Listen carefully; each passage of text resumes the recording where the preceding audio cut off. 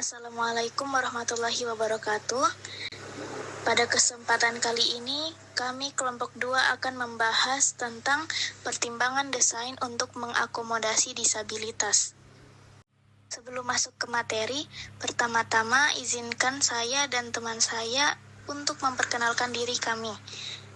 Saya Yusvita Afifah dengan NIM F22123054. Dan saya Laudia Syafira dengan NIM F22123071. Oke, baik, kita langsung saja masuk ke materi yaitu gangguan penglihatan. Statistik global dan secara internasional diperkirakan ada 20 juta orang buta dan 20 juta lainnya dengan gangguan penglihatan parah. Di Amerika Serikat, sekitar 48 juta orang mengalami gangguan penglihatan parah. 11 juta orang diantaranya buta secara hukum, dan 220 orang tidak memiliki penglihatan yang stabil sama sekali. Adaptivitas dan penggunaan indera lain, seperti orang dengan gangguan penglihatan belajar, mengandalkan indera penciuman, pendengaran, dan sentuhan untuk berorientasi di lingkungan mereka. Misalnya, mereka dapat mengidentifikasi tempat-tempat penting melalui bau, menentukan arah lalu lintas dengan mendengarkan suara bising, dan menggunakan bema untuk memperkirakan ukuran lokasi dan dinding atau bukaan. Tongkat dan keterbatasannya. Banyak orang dengan gangguan penglihatan menggunakan tongkat panjang untuk membantu mereka menavigasi. Namun, tongkat ini tidak selalu mendeteksi objek yang menonjol pada ketinggian lebih dari sekitar 675 atau 27 inci, seperti cabang yang mencorong. Kita lihat di sini ada dua gambar. Di gambar pertama ada komponen untuk isyarat visual dan tekstur. Gelombang permukaan dan kurva tekstur dapat digunakan untuk memperingatkan pejalan kaki yang penyandang cacat dari bahaya. Gambar kedua bisa kita lihat perubahan level yang tidak terduga. Perubahan yang tidak terduga tidak boleh melewati jalur utama pejalan kaki. Perubahan dapat dimodifikasi untuk memantau pejalan kaki. Gangguan mobilitas. Penyebab gangguan mobilitas. Gangguan ini dapat disebabkan oleh cedera sementara atau permanen, serta efek penuaan. Gangguan ini sering merujuk pada fungsi kaki yang terganggu atau ketidakmampuan untuk berjalan. Kebutuhan spesifik. Orang dengan gangguan mobilitas mungkin memerlukan alat bantu jalan, area untuk beristirahat, atau lantai untuk kursi roda. Dan mereka mungkin juga menghadapi kesulitan dengan tangga dan landai, terutama jika tidak ada pegangan tangan. Standar ADANG mengharuskan adanya pegangan tangan pada tangga dan banyak landai untuk keselamatan. Desain aksesibilitas penting untuk memperhatikan dimensi ruang, rute, landai, dan lorong untuk memastikan aksesibilitas yang memadai bagi pengguna kursi roda. Pendomaan dari UFAS dan ADANG memberikan arahan mengenai dimensi yang tepat untuk berbagai fasilitas publik. Gangguan pendengaran.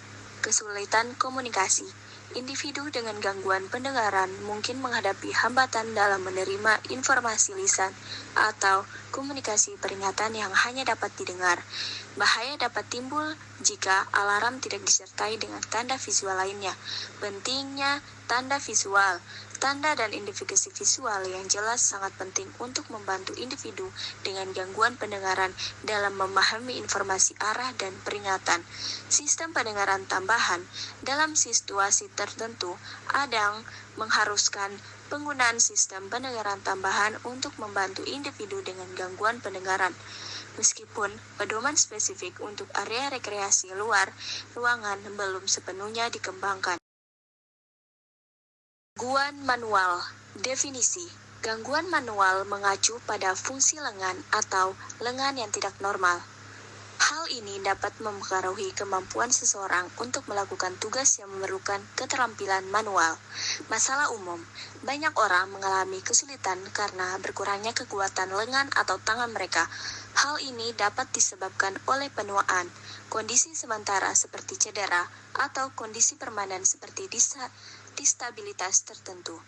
Kontrol operasional. Barang-barang sehari-hari seperti tombol lift, mesin penjual, pintu, dan dispenser air dapat menimbulkan tantangan bagi orang-orang dengan gangguan manual.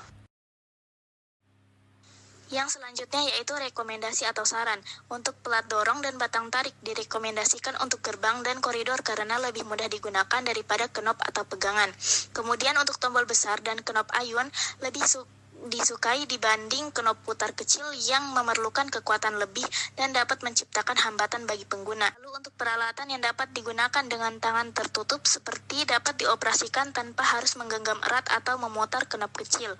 Kemudian untuk kontrol yang dapat diakses seperti pembuka pintu harus memiliki tombol tekan besar yang diposisikan sedemikian rupa sehingga bahkan individu di kursi roda bermotor termasuk yang dioperasikan dengan napas dapat mengaksesnya. Untuk selanjutnya yaitu ada contoh gambar yang merupakan jenis tangga luar ruangan. Tangga harus dirancang untuk mengakomodasi mereka yang akan menggunakannya dengan aman.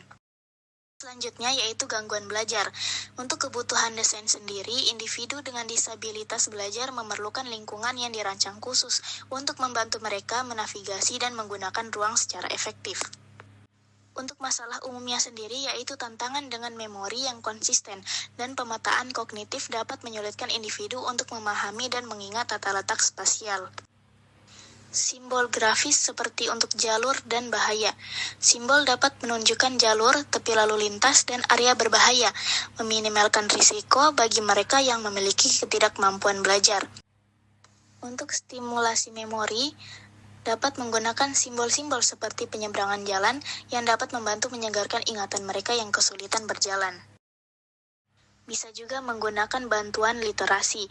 Penggunaan simbol juga dapat membantu individu dengan ketidakmampuan belajar lebih memahami informasi tertulis. Dalam beberapa kasus, landmark dapat berfungsi sebagai perangkat orientasi, membantu individu menavigasi lingkungan sekitarnya dengan lebih mudah. Kesimpulan yang dapat diambil yaitu pentingnya mempertimbangkan desain yang inklusif untuk mengakomodasi berbagai jenis disabilitas seperti gangguan penglihatan, pendengaran, mobilitas, manual, dan belajar. Desain ini mencakup penggunaan tanda visual, aksesibilitas ruang, serta alat bantu dan fasilitas yang disesuaikan, sehingga semua individu dapat menggunakan ruang dan fasilitas dengan aman dan efektif. Demikian pemaparan yang dapat kami sampaikan mengenai pertimbangan desain untuk mengakomodasi disabilitas. Kami menyadari bahwa penjelasan ini masih memiliki kekurangan, sehingga kami sangat terbuka terhadap kritik, saran, atau pertanyaan untuk penyempurnaan di masa mendatang. Terima kasih. Wassalamualaikum warahmatullahi wabarakatuh.